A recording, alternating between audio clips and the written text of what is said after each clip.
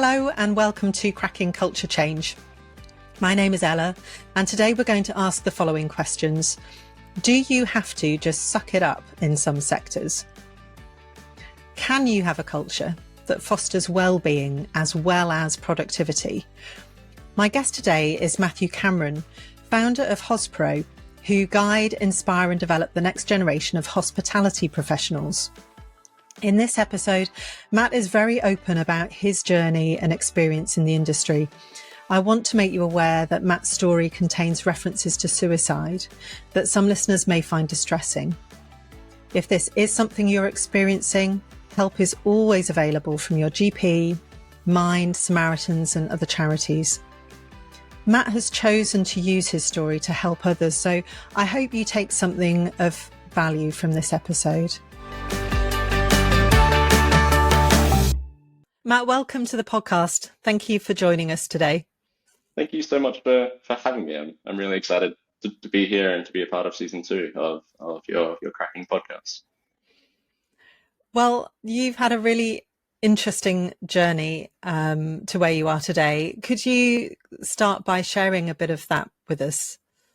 Yeah, absolutely. No problem whatsoever. I guess after listening to season 1 of your podcast, I guess from some of the other guests, I've taken a little bit of a different route to be here today. I'm not a CEO. I'm not a leader of a big team doing amazing, great things or changing, the face of culture within my own company. In fact, I've spent the majority of my working life in the hospitality industry, picking up dishes and washing plates and making coffee and creating cocktail lists and running bar teams, both in the UK and in Australia.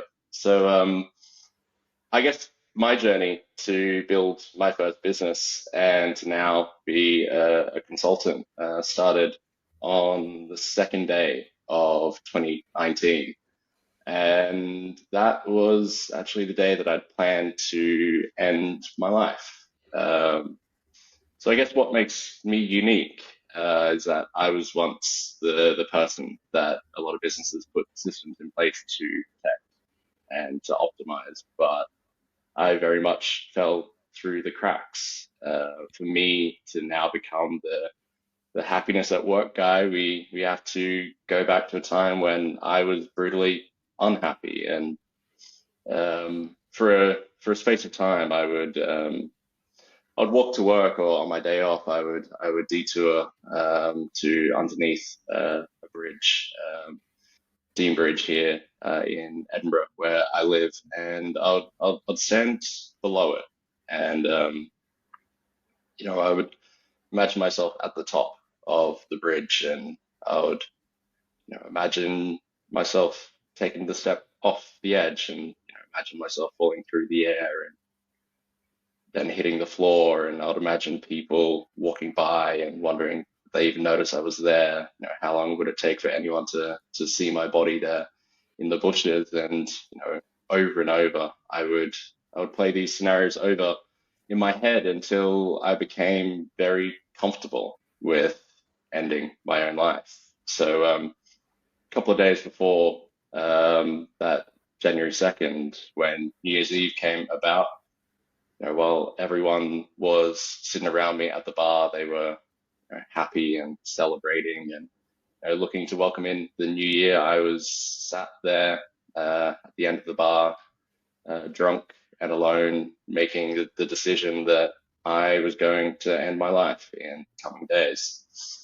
So when that second came around, I sat on the edge of my bed, and I'd actually already tied one of my shoes up when something happened.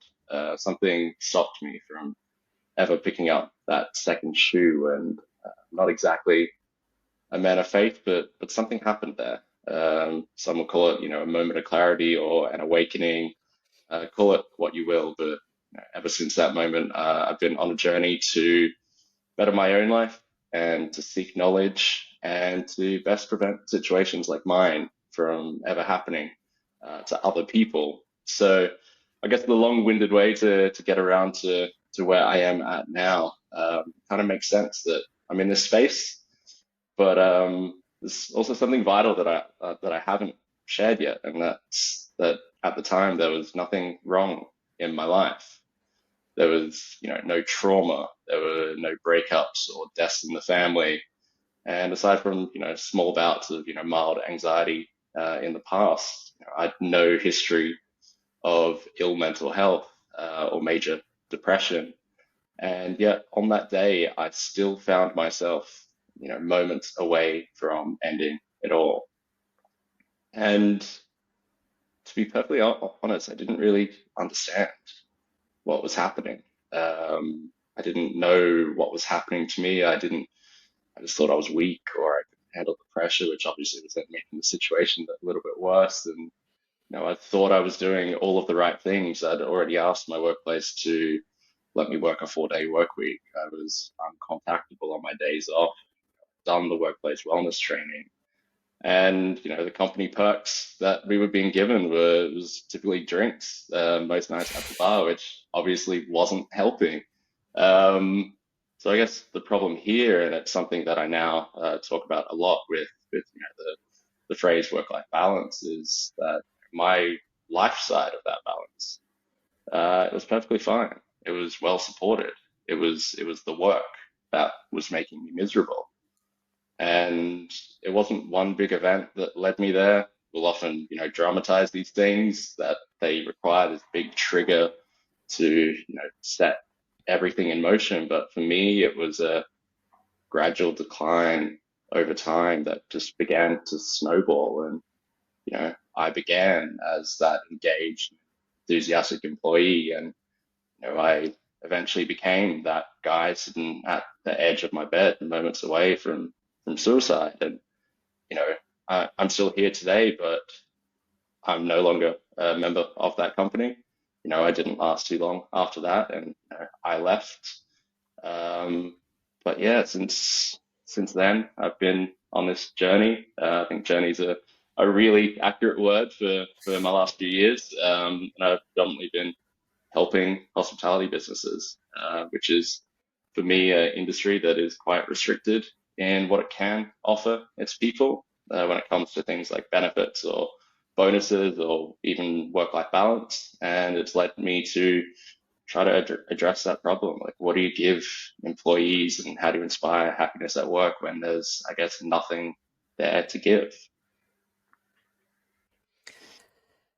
Matt, thank you. I knew, of course, you were going to share that story. And reflecting back on my first question and comment about it being an interesting journey, interesting is a ridiculous word to use. I mean, my goodness, it's, a powerful story that you tell. And thank you for joining us to share it. And I know it's part of your work is sharing your own experience in this. One of the reasons that it felt so relevant to have you as a guest was your experience of the hospitality sector and your description at the end there about, how can you create well-being for employees when there is nothing there to give? We don't have budget, we don't have time, we're an incredibly pressured sector, we've got huge turnover and retention difficulties. That's echoed in many other sectors that we work with too. And it struck me when we first spoke, your comment again earlier on today about, I'm the kind of person that all of these systems are put in place, all of these well-being programs are put in place to protect, and yet you fell, in your words, you sort of fell through the cracks. I was reading today, actually, Gallup's latest report, their 22 report on the sort of state of the world's workplaces. And you used the word miserable, and their findings showed that 19% of employees currently describe themselves as miserable at work, and yet we spend so much of our time there. Looking back on your experience then, and of course using your insight into the organisations you help now, what it strikes me, it's the small things. It's the small things that really matter. What are those small things that make the difference? What could have been done differently in your time then that would have made all the difference to how you were feeling? Yeah, I think just to quickly touch on the small things in the financial state of the world, I think it's like, a really important space right now with, the world, how it is, and the financial instability and, how COVID and war in Ukraine. A lot of businesses are struggling. Like right now, the six biggest breweries in the UK have just said that they may go out of business. The electricity went up from 12K a month to 35, and they already barely had budgets for, well-being or all these sorts of things. It's, even harder for businesses to justify these things. But at the end of the day, it does undermine or underpin, like, all of their profits. Like their people are so important to their profit at the end of the day. So it's a balancing act that a lot of businesses do need to address. And, it is those small things. So I guess with my own story, what could have been done, I think, being human, would be, a good start. Talking to me and, understanding me as a person a little bit more, and, the effects of decisions of the business on, my direction and my job role, and what that was doing, to, simplify quite a long story. There were some decisions made that, completely changed the direction of my journey in that business, and I've left somewhere, very recently to join that business. And as someone fresh to the UK without any government support or anything, I was worried about, switching jobs too often. That's a bad sign for future employers. And, I felt trapped in a role that no longer was what I was promised, and, that led me to feeling purposeless, and, that led me to drinking, and that led me to eating more. It's not just a simple sort of thing. Employees are employees, but employees are also people, and, they have feelings, and they have goals, and they have ambitions, and they have dreams, and, they have feelings, and, things we do as businesses. Sure, they need to make money, but they also impact people. And I think there was a little bit of lack of understanding about that in the businesses that I worked in. Like I said, there was no big event, there was no big, crisis, or, a chef throwing a plate or burning me, like you'll see in the news, like talking about, all of these chefs who apparently have done things behind the scenes. There was no big drama. There was just me and a slow and consistent, decline. Because I felt alone, I felt purposeless, I felt, lost and without a community and all of these things. You know, I just continued to spiral downwards, and, there was no one there to, even ask me how my day was, or, ask me how I felt about my, role, or if I was satisfied. Or it was always like, why are you not doing your job? It was like, well, I am. It's like, well, I want you to do this as well. It's like, okay, cool, but, I'm struggling. Like I'm struggling, and yeah, I very nearly lost myself to it all. So, connecting with people as human beings, understanding them, genuinely wanting to know is what I'm hearing from you, genuinely caring, not the kind of like, here's another task and you okay, moving on quickly, closing the meeting, especially now in our hybrid world, less so in hospitality, I know, but in so many sectors, our relationships are built online so much of the time. And, the Teams meeting comes to an end and everyone goes off to the next one. But so really, really getting to know people at a human being level and considering the impact of their decision making. Yeah, yeah, Again, yeah, yeah. What gets in the way? Because, we talk about it there. It seems such an obvious and easy thing to do. Of course, we should connect with each other as human beings. Of course, as a manager, I should get to know the people in my team and care about them. In your experience, what gets in the way of leaders being more human in the way they relate to their employees?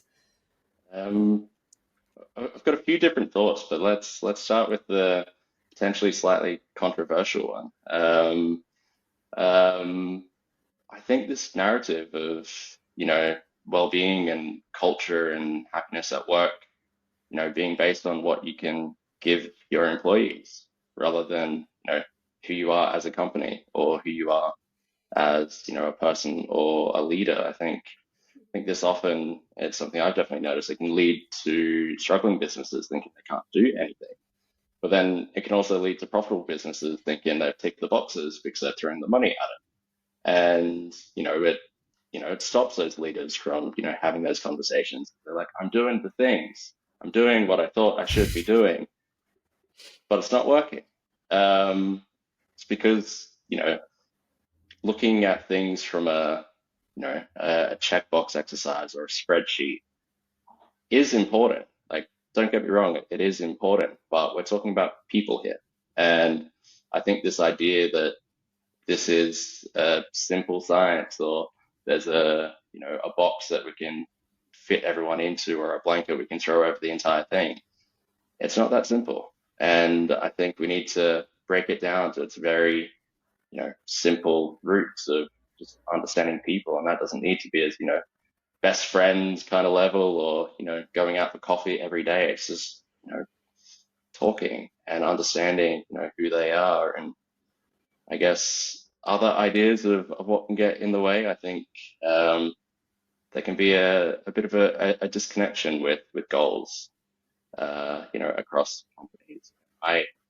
I could get up and I could tell people, the logic of, why they should change and why they should implement strategies within their businesses and give them statistics for like, why they should make the change and the money that they should spend and why. But the reason why I tell my story so openly is because it makes people sit back and it gives them a true, understanding of the human side of this. And in a lot of ways, it connects the head to the heart, and so that change can be possible. And most leaders understand the logic. They're in that leadership position for a reason, usually. But it's about that connection and getting it across the company from top to bottom for that change to actually, you know, go in. And hopefully by telling my story, it gives others the power to tell theirs, because there are so many other people with stories like mine. I think, I'm one of many. I'm just somebody that is happy to talk. And if I can use that situation that was quite a tough time in my life for positive now, then I'm happy to do it. Mm. It's fascinating what you described there. We've got a phrase in Pecan we often use about it's about the human being, not the human doing. It's how you show up. It's how you are with people, more than what you do, what things you put in place. And I know those things are important as well. I don't want to undermine their importance too, but I'm thinking back to the example you shared in your own story around a change in role and how massive an impact that had on you. It sounds from what you're saying as though what you're not saying is, of course, there will be changes to people's roles. Decisions have to get made that are hard.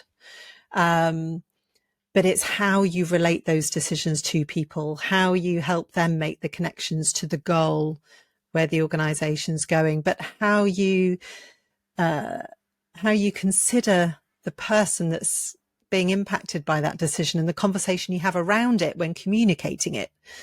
And when you have that relationship built, like those conversations are so much easier, like things are going to happen. Not everyone can be happy the whole time. Like it's not a one-way street. I'm not describing saying you need to do everything that your employee needs. Like it's not the way the world works. But when you build that relationship and when you build that trust between sides, when you need to have that conversation where, look, I need you to do this. Like it's really important when they're connected to you and the business's goals, then those conversations are so much easier. And, they're more understanding. They're more, like this is important, but this project that I really wanted to work on, I can do that in 2 weeks time. Like, there's a give and take, push and pull. It's a relationship. It's not a transaction. It's a relationship. And if you approach a romantic relationship in a lot of ways that people approach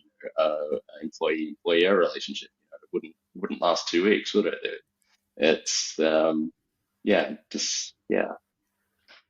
Yeah, that makes so much sense. And in the work that you do now, Matt, have you seen leadership mindsets shift from the kind of well, you just got to suck it up, be more resilient, to really getting this idea of relationships, human beings, and that's at the heart of how to have a culture which has well-being and productivity and performance in it, in the mix? Have you seen people really go through that transformation? And if so, how has that happened? I think, it's still at that stage where, I'm working with people who are having that moment where they're thinking, all right, I need to do something differently. And I hope one day we can, hit that, bigger audience where you can sort of go to people and be like, this is the way. But, it will take time. And I think, some industries are hard. Like some industries don't have budgets for these things, but you can always, improve the environment that you do control, hospitality or healthcare or retail. Like it's true, these industries, they do ask you to be resilient, but these are also the industries currently with mass staff shortages right now, with people leaving in droves, and if employees just expect staff to be resilient, and it's also okay for staff to believe they should go find employers that will take care of their needs. And, hopefully we can sort of start making these changes before people, leave industries. Like I am worried for, the nightclub sector, for example, like in 10 years time, like it's going to be really tough finding staff to, work until 5 a.m. Like, why would you want to do that? Like, what are you giving your employees? You're paying them minimum wage. What are you giving them as a human being to want to do that? Like, sure, it's fun, but the fun and the free alcohol, it wears off after a little while. You want something more, and it's hard to make these changes. It's not easy, and I think that is something that gets in the way. Like it is hard. Like there's no way to get around that. It is hard, and it does take time. And I think that's like going back to the narrative of the idea that you need to spend money on these things. If you spend money on things, you can put it on a spreadsheet. You can say, I've done this, and you can see it, that tangible evidence you've done something. But a lot of these things, like in personal development, it starts with making a decision and making a small change, and then moving forward from there. And I think it's just about taking that first little step and not being overwhelmed by the journey in front of you. We're never going to be perfect, but we can each day get a little bit better. There's an analogy that I really like using about cleaning the house. Like, often we'll think that we want a clean house, and we'll then get overwhelmed by the task. Like I've just moved into a new flat this weekend, and there's still things here and there. It's like I don't know where to start. If your focus is on that end result of a perfect clean house, then it's easy to get overwhelmed and not know where to start. And you put it off, put it off, put it off, and suddenly the house is dirtier, and you know you end up doing nothing. I think rather than looking to have a clean house, you should look for a house that's cleaner. And the you need to take that first easiest step and just keep stepping forward. It's about momentum. The same as my gradual decline downwards. It's a gradual incline upwards, and there's no issues. Playing to your strengths. Start where you're strong and keep building and keep building and keep building, and try and build that emotional connection to the change that you want to make. I love that. I concede to sort of what you were saying a moment ago, that the commercial case might be the thing that switches some mindsets. When attrition is becoming so great in some sectors, leaders are going to just have to try something else, even if they don't fully believe it. And then that whole attitude. I love your analogy around don't worry about a clean house, get a cleaner house. Start with the small steps and the slow and steady incline. What great practice have you seen in the hospitality sector? In what regard, sorry? In regards to building human relationships, really getting the being right rather than the doing right. Have you seen some good practice in leaders in the sector? Yeah, like there's been some amazing, charities creating some, amazing, awareness around these topics, and I think that sparks a conversation. The people that have reached out to me, I think it's having that conversation open, rather than, naming big names is so vital. Like I think people reaching out and are just open to change. I think the industry in a lot of ways is realizing, all right, the way things were isn't the way things need to be. Like just because I worked an 80-hour week, it doesn't mean I need to make someone else do it.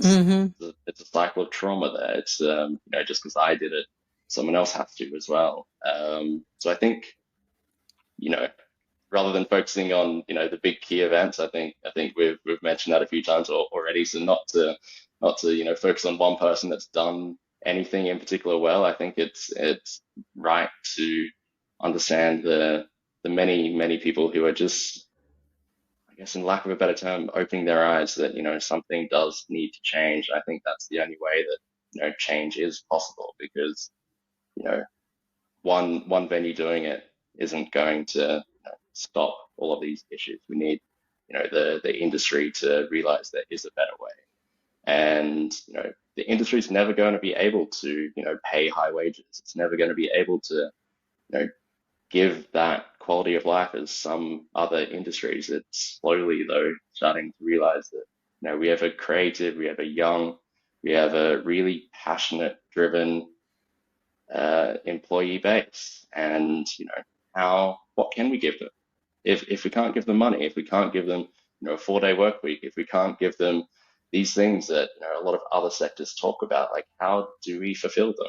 And I think there's a lot of people, a lot of great HR directors, and a lot of people specialists within the hospitality industry just realizing you know there is a way. It doesn't need to be like this, and just starting to have that conversation. And I think that's the most important bit.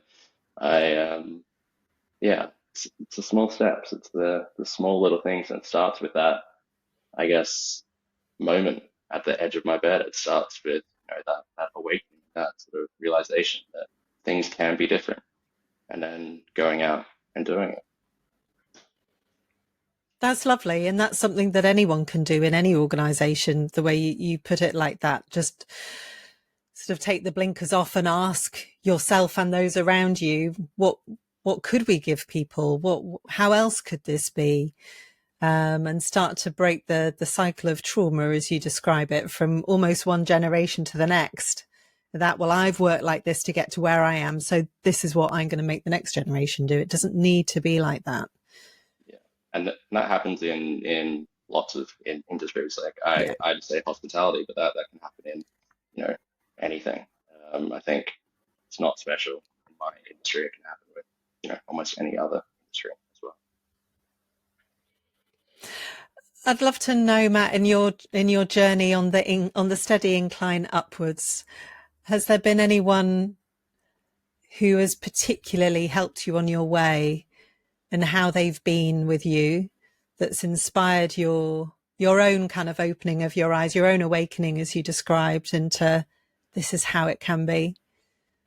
I've got an amazing mentor called Sean Wheeler, who's yeah, he's a really amazing people and culture specialist who yeah, I just reached out to him one day. Who I read an article, and I really resonated with the message he was giving, and learning about what he's done has really opened my eyes to I guess when I started this journey, I was still maybe a little bit bitter. I was like, the industry you know, is tough, and maybe is it worth saving? And then, you meet people like Sean, and you're like, there are so many beautiful people in this industry. And if we break it down again to the smallest bit, just the person you go and get coffee from every morning, like those people who put a smile on their face and make you feel so welcome.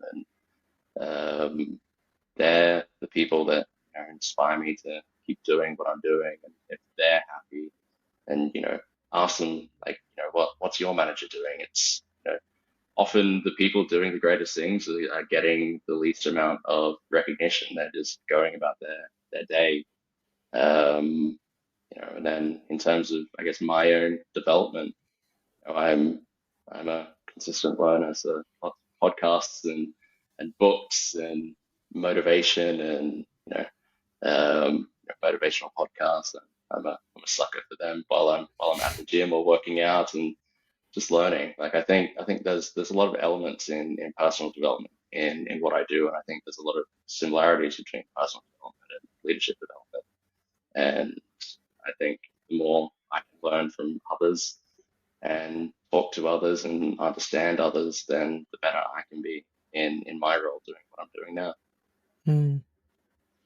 What is it that Sean brings? Can you put your finger on it? Is there a quality that he brings or something that he gives to you that makes all the difference? I don't think this word gives justice to Sean, but it's a kindness. It's a warmth. Um, it's knowing that he's there for me, but he's going to tell me when I've done something wrong. It's knowing that he's you know there, and I don't feel like I can really put into words that kind of support. And I think often these things are hard. If you can describe it simply, then I think it's probably not right. I think it's I think a warmth is just there. Like he's there. He opens my eyes to, there are just amazing people in this world, and he's got a passion for what he does, and it brings a passion in me to do what I do. Fabulous. Wonderful. What a difference that makes.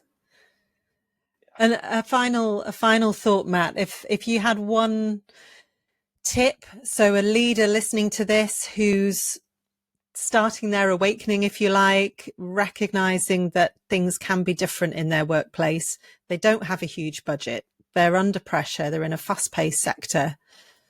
And they're wondering what on earth they can do to improve well-being in their organization. What would your sort of one tip be for them? So some years back, there was a really amazing campaign called the Ask Twice campaign, which gained like pretty mainstream media attention. It, essentially, for those that aren't aware of it, it encouraged people to better understand how people were feeling. Like, you ask people, "How are you?" and often people would just say, "Good." So asking that second time and be like, "No, really, how are you?"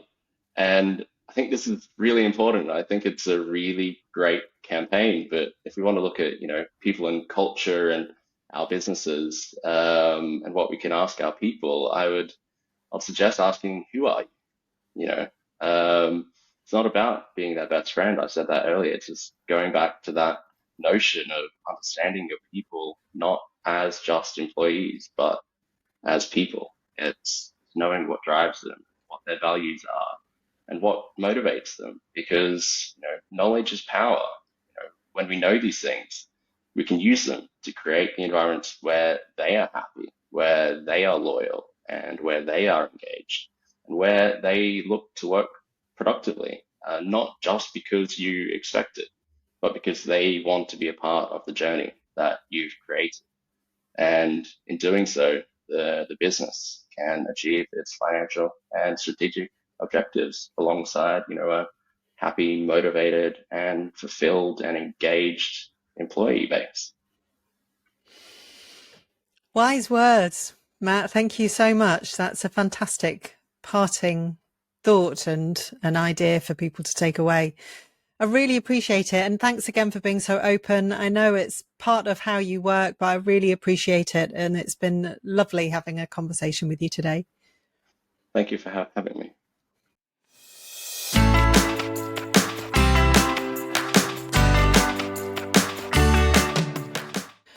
what a powerful episode that was.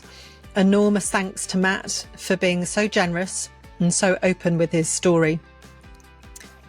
I found it terrifying, really. I guess the way Matt described that when he was at his lowest, there was no dramatic event, there was no significant thing going on in his world that triggered this. He just had found himself on a gradual decline, and that can happen to any one of us. And hence the importance of really connecting with people, not just at a head level, but in a heart way, getting the human being into our relationships at work. And breaking the cycle of trauma that Matt described that happens in hospitality. I think it can happen in many sectors where one generation grew up sort of sucking it up and taking it all on their shoulders, and therefore they expect the next generation to do the same. And it does not need to be that way. In fact, it mustn't. We must break that cycle. I loved what Matt was describing at the end there about taking the blinkers off, and what leaders can do. And actually, they don't need to have all the answers. All they need to do really is to be willing to take the blinkers off and to start to ask questions, asking questions of individuals about how they are, and asking questions organisationally about how they can get wellbeing into the culture, and having that be part of a performing and productive organisation. I mentioned some Gallup research in the conversation. We've put a link to that in the show notes if you're interested to read more. Please, if anything in today's episode has affected you, do reach out to your GP, to Mind, to Samaritans, to other mental health charities. If you need help to crack your culture, get in touch with us, podcast@pecanpartnership.co.uk. Please do subscribe. Leave a review if you've listened to us on Apple or Spotify, so we can get the podcast out to more people who'll find it beneficial. If you have watched us on YouTube, drop a question or comment in the comments section. Thank you very much.